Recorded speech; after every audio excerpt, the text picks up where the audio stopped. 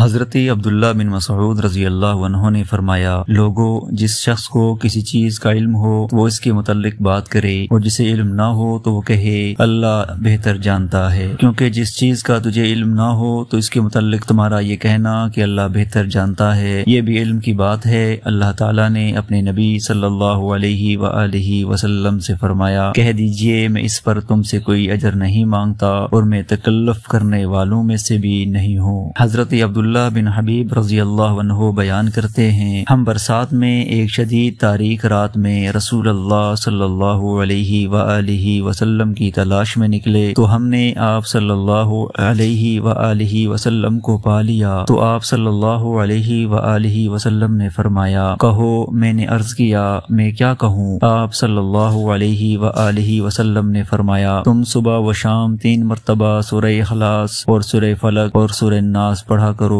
وہ تمہیں ہر چیز کے لیے کافی ہو جائیں گی۔